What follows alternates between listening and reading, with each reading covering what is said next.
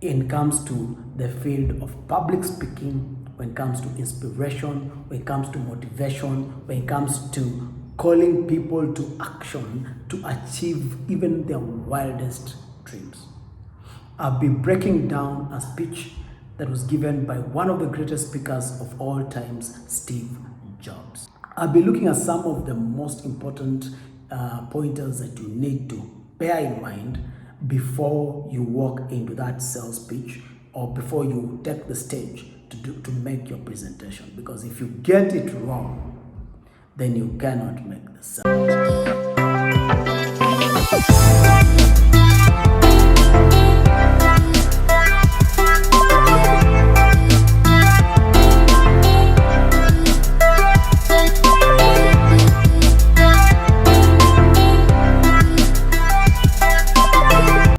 See, today's world, things have changed.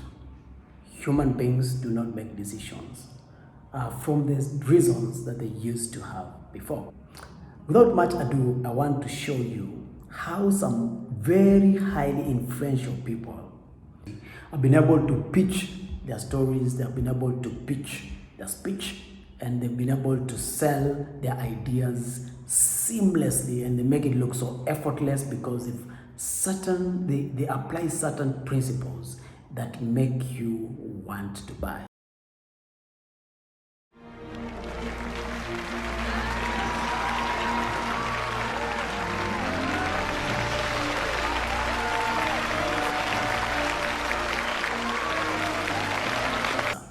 So here, number one, if you want to make an impression with your sales pitch or with your pitch deck or with your speech, whatever it is that you want to present with your presentation. So the first thing you need to do is to create the right energy. So let's just go on and write create the right energy. Okay, so our point number one today, like we always do, we write notes, and the reason why we write notes is because we want to remember. So the first point is write it down, create the right energy. So when you watch the clip, you see Steve Jobs walking into the room, right? It's a semi-lit room, it's a theater, it looks like a theater, and it's quiet, okay? There is tension, there is a bit of, you could say, a longing, but it's more of boring, okay? So what does he do? The first thing he does, he sets the energy. And how does he set the energy? We see Steve Jobs walking into the room and says, I am really excited to be here. I'm really excited to be here. We have something really special to share with you today. You create a certain environment of excitement. I've got exciting news to share with you. Okay? So now you're raising the vibration. The room was quiet. Everybody looked bored. There were long faces. Okay? But when you walk in, how you walk, right? The sense of purpose in your step and how you set the stage with your introduction, you set the energy right. So you've got to create the right energy for you before you start selling, before you start pitching, before you start talking. So we're talking about creating the energy. How do you introduce stuff? You say, hello guys, hello folks, or whatever it is. Today I'm really excited. Or you can even start without the greetings. Be like, today I'm really excited to be here because I've got fantastic news that you definitely want to hear. I've got great news to share with you. When you do that, then you create the right energy. So remember, when you walk into a room, never ever start at a low energy point. That's just gonna kill your vibe, okay? And it is your duty, it is your responsibility. Don't walk into a room and you reflect the energy in the room. Disrupt the energy, that's your job. You change the energy, right? You've got to do it. In total, between iMac and PowerBook lines, we have sold over 3 million units this year. Now, the next thing is disrupt the status frame. So think about this. You see, when you walk to people's offices to sell them an idea, or when you walk to a stage to talk to people, right? You want them to buy your story. You want them to give you attention. You want them to act to the call of action that you've put across. You want them to buy your service. So in all those, you need them to do something. So there's always the aspect of status, who is important. And you've got to become the most valuable player in the shortest period of time. Remember, for you to capture my attention, for me to buy your idea, and in today's world, like we've said, our attention span is forever shrinking and we get more disrupted. So you need to capture my attention. But to capture my attention, you've got to flip. You've got to turn the tables. You've got to step in the most valuable player at that time. Now, why do I call it players? If you've had something called the game theory, every time two sides come together, right? There's this side A and side B. There's a game theory. We're talking about who has higher status, right? Higher status people command authority. They command the rest of the people. They lead, so to speak. So for you to influence us, for you to sell your idea to us, for you to convince us, to persuade us, right? To buy what you're selling, you've got to raise your status. Because remember, if you're walking like a beggar, we're not buying. There's a saying, and this is a saying that I like to use all the time, that a hungry dog will never be fed, right? So you need to walk in and flip the tables. You need to walk in and change and step into the most valuable players' frame so that now you can begin to influence, to sell your ideas. So that's the second thing, right? There are many ways, and we'll be sharing this when we come to how to transfer frames. We'll be talking about this in depth. There is not enough time to discuss this in this particular clip, but I'm going to show you how Steve Jobs steps into the most important player. Now, he walks into the room dressed in a very casual manner. So you see, here we see Steve Jobs walking into the room dressed in a very casual manner. He's dressed in a faded jeans and a baggy top, right? And he's walking like well, you would say not the most important player in the room. We've got people in suits in the room, right? So we've got people in power suits in the room. So you would say we've got players in the room who command more authority, because we all know that when you're dressed in such a decent manner, you command authority. So he walks in, and because he's going to flip the tables, and when he switches the frame, you feel him. You see, he grabs your attention. So he walks in dressed in a faded jeans. This is intentional.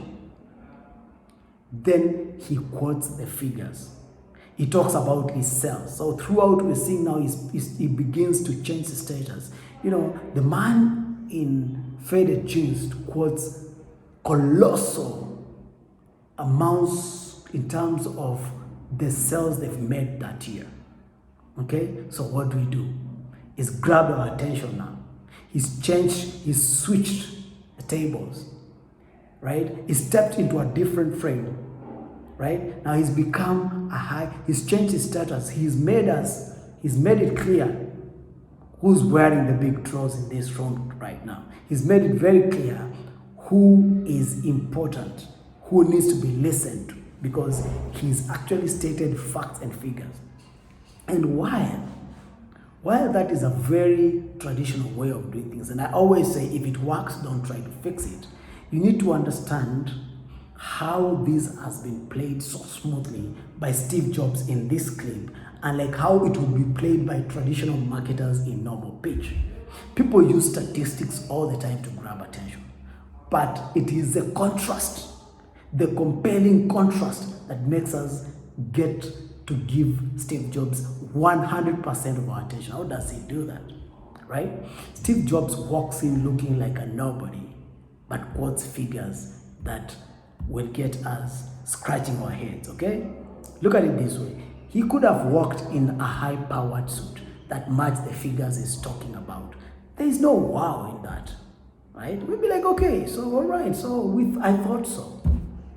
You dismiss it like you already knew that. But when he walks in looking like a very everyday person, but he gives you figures that don't look like everyday person sells, he's got your attention going. He's changed the status. Now you've given him his due respect. And then he does the next thing. What does he do? Okay, that's it. Well, maybe there's... You see that? Number 3, Steve Jobs goes ahead to pull back. He applies what we call the pullback. Number 3, the pullback. The pullback is one of the strategies that Steve Jobs is able to apply in this pitch that gets his audience going nuts. The pullback is a very old trick that always works all the time. You see, people want what they cannot have. So pullback is one of the things that Steve Jobs is able to apply in this pitch to get his audience going nuts with curiosity. He says, after he quotes the figures, after he establishes his importance, after he makes us know that he's the most valuable player, he wants to sit on the bench. He's like, you know what? That's it. But we're like, dude, come on, you just got us started. Keep going, all right? So we are dying to hear. Why? Because he's pulling back. If he says, I have more to tell you, guess what? We don't want to hear. We're like, oh, okay. But he pulls back like, that's it. And you can see how he's playing with our minds. First, he's established high status. And then he's got his finger on his mouth, like in a shy manner. He's playing with us. He's playing with us, okay? First, he walked in like a nobody. He stated figures that got us going. We're like, okay. And then he flips back, right? He's playing with us. He goes back to, that's it. And we're like, you're keeping something from us. You see, he's raising the step. This is very smooth. This is James Bond level of smoothness. He's raising the stakes and he's saying, that's it. And we're like, no, there is more. Tell us. He says, maybe there is more. Now, I want to introduce you to something called a storytelling and how you start a story. You see, the most important thing is to grab attention so that you may give your points. Now, remember, when you're a child, you are all primed to listen to a good story. Okay? And how does it all begin? When every time you sit kids down and you say, once upon a time, they are all glued to listen to you because they know this is an amazing story, this is a good story. And do you know, guess what? In neuroscience, we've realized that some of those habits are hardwired when you're a child. They become like your guiding map even when you grow up. What am I trying to say? If you've been wired as a child to listen to a good story, guess what? That trigger can be pulled anytime to make you pay attention. But you see, instead of saying once upon a time, the situation might not warrant that you can start a story about the past, right? How do you then tell a story, one, without once upon a time, so that you don't dilute the weight of the matter on the table? And two, and tell a story about now that has got no once upon a time. Okay, so what does Steve Jobs do? He just invokes the curiosity. He says, maybe there is more. Maybe there is more. That is like once upon a time. He's telling us there's a story, there's more to this story. There is good stuff in there, and we want to hear the story. So he's raised the status, very clever of him, right? So now he's put us in a different frame. That is here and we are here. And actually, if you look at the stage is like a movie theater. The people are up there, right? That's already a different frame. They're looking down at you, right? And he's at the stage down there. He's changed the status. He's now the big man. He's at the top. Now we are like children seated on the floor, seated on the bed. He's standing up. He's holding the book. He has the facts. So what does he want to tell us? A story. You see that? Now that is how smooth this is playing out. Then he goes ahead to tell us the story. I'm about to show you something that's amazing. Something that no one else in the world has seen yet. Now, see that? So now I want to show you how Steve Jobs is able to play within a very short period of time, to play with the curiosity and the emotions and making this audience glued to his story. All right. So I want to show you as he starts to talk about, to give his story, he does not use the traditional ways. Okay. One of the things that he pulls, a principle that you must apply in your pitch, in your story, in your sales deck, so that you get the sale. Okay. What does he apply? He applies emotion. So your story must be emotional. Why does it have to be emotional? Your story has to be emotional because you want to have it memorable. because what it represents is as important as what it is. It's a tool for the heart. And when you can touch someone's heart, that's limitless. If I do say so myself, it's insanely cool. Okay, so emotions create memory patterns in your brain.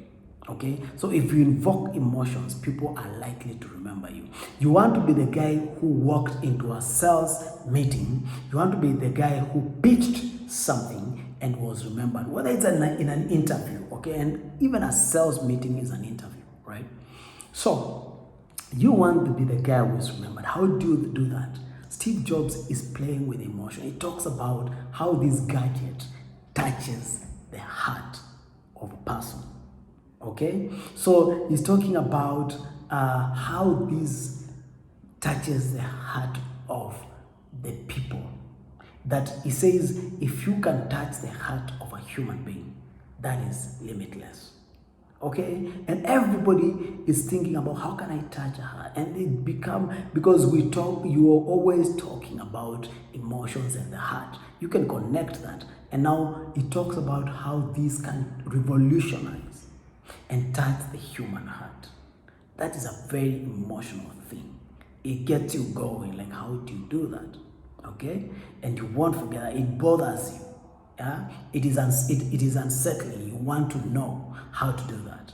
Okay, so your story has to be emotional. Whatever it is, if you're selling insurance covers for kids, how can you appeal to the emotional sense of a person? How can you connect? Because when your story is emotional, it also brings a connection. Okay, and also while you're doing that, you need to create some tension. Right, that is something we'll be looking at in a coming series. But just put it down there that your story has to be emotional. Okay, it has to create a connection, and it has to be a bit of tension. All right, so those are the elements you want to bring out, and you can see Steve Jobs bringing them out very, very well. And I want to take you back to the idea, to the storytelling techniques. It's a music player. It's 1,000 songs in your pocket.